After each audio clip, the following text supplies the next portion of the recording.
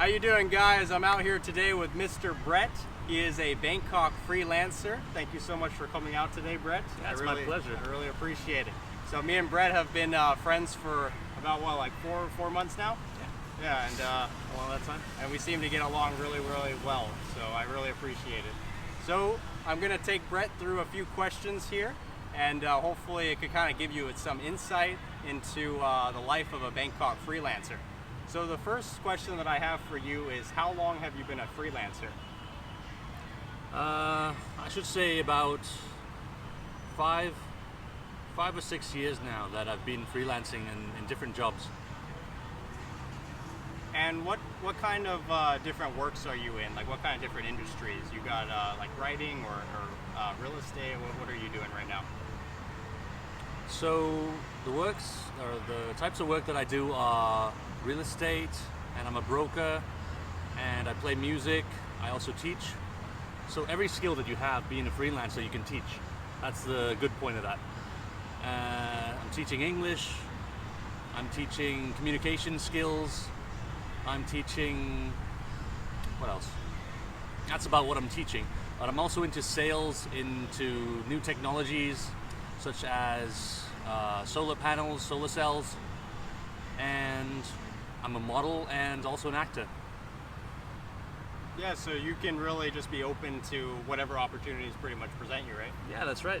And so what kind of skills do you think you need to be a good freelancer? You know, is there any sort of like mindset that you kind of need, or, you know, is it good? Like, would you recommend, you know, if someone's trying to go into this type of work, maybe learn a lot of skills, something like that?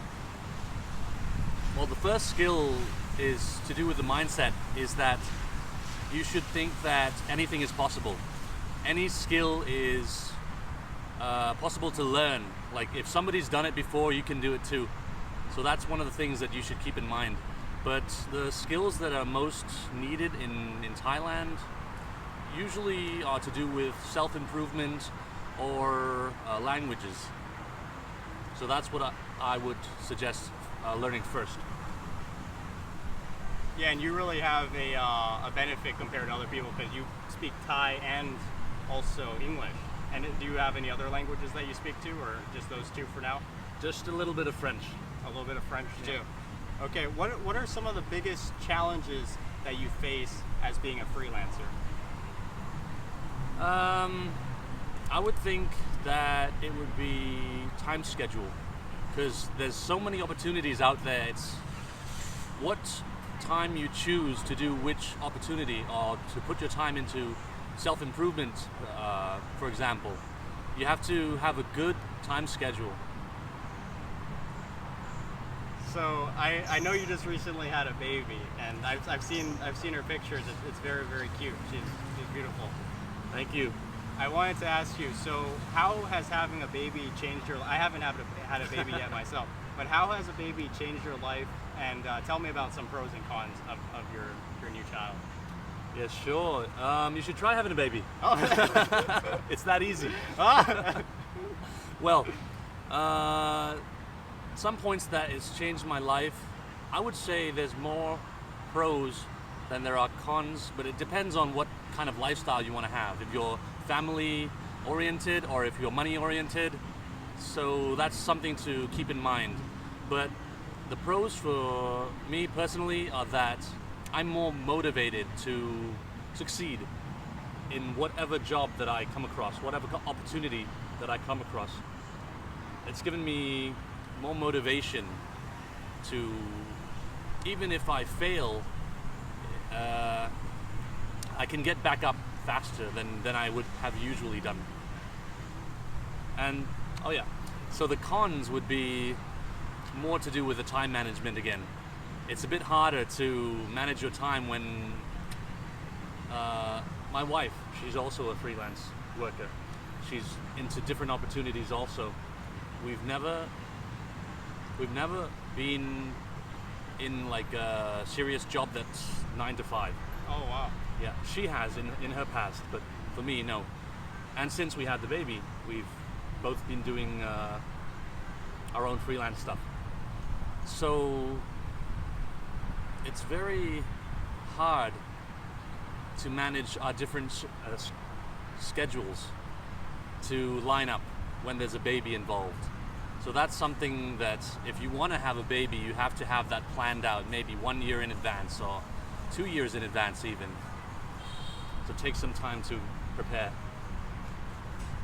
So that kind of answered my next question I was going to ask you is, how do you stay motivated? But you pretty much answered that Yes. question already. So what does a typical day look like in the day of Mr. Bret? Do you go to the gym? Do you work out? Do you eat in the mornings? Do you not eat breakfast? Kind of take me like a normal day for you. What does that look like? Yeah, so on a regular basis, I try to sleep about 6 hours a day. I go to sleep as soon as I can. Whenever I wake up, I try to exercise first thing, and I take about half an hour to 1 hour exercising, and afterwards I check my calendar, see what schedules I've had planned out, and so what's that? I don't have breakfast usually. I don't have breakfast. Sometimes I have just a coffee, black coffee, because I'm on like a fasting diet. Oh, okay. And noon to afternoon I have some lunch. In between I check out the opportunities that I've made for myself, or I make new opportunities. I go online, I meet new people, I exchange contacts, I do some networking, and see where that goes in the next week or 2 weeks. And so what's that? So in the morning, between exercising and lunchtime, I take care of my baby's needs, and afterwards, if I have to go out, then I leave my baby with my wife sometimes, or if we go out together, there's my wife's mother who helps take care of the baby. So if you have somebody and you want a baby to help, or if you have somebody to help take care of the baby, then it's a plus. I could definitely see that as being a plus. If you have people in your corner, willing to help you out. That's probably one of the most important things, right? Is to have people in your corner. Yes, who's definitely. Who's willing to back you up when things get tough, right? Right. Yeah. So that's always a good thing. So what are some of the things that you like most about being a freelancer, and what are some things that you dislike about being a freelancer? I would say there are some dry spells, just like writing or making new music. There's some parts in the month that there's no work, you're home, there's nothing to do, you're just looking after the baby. For me, I'm just looking after my baby, that there's waiting time involved. That's what I don't like about, Yeah. And that's one thing that's hard to be motivated when there's no work. When you've planned out your week or your month, that's like the second part or the second half of the month that you're working, and the first half there's nothing. But then there's also the free time. That's also a plus, that you have the opportunity to self-improve, to read more books, to check online for new videos to watch, or some other motivational things to look into. So is that normally what you do when you have a lot of free time? Is like you read books, you look at like motivational videos and stuff like that? Yes. Oh, okay. So for our viewers out there, what would you recommend 3 movies to watch, and also 3 books for them to read?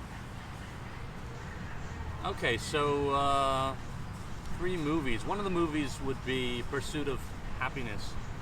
That's a good one. Really motivated me into just finding new opportunities, things, and going at it like full on. And another movie, or a line of movies, not a line of movies, rather. I liked Doctor Strange, and there's particularly one part in the movie where he talks to his mentor. There's one part there that if you check it out, you'll find, and there's a motivational speech in there somewhere. And another one, I would say the latest Avengers movie. Yeah. Not just for the action, but the fact that by defeating the odds, even though it was difficult, they just pushed on and they tried whatever they could. Funny as it sounds, but you could relate it to some people's lives that aren't so motivated, or they have opportunity but they don't want to push through until the end. And the books? Yeah. The books, the first one would be power questions, just questions to ask yourself and ask others out there to different parts in their life, work life, their social life, and that's co-written by Andrew Sobel, I think. Another book I would recommend would be The Secrets of a Millionaire Mind by T. Harv Eker. He's gone through lots of things, and there's a lot of mindset in that book that you could learn.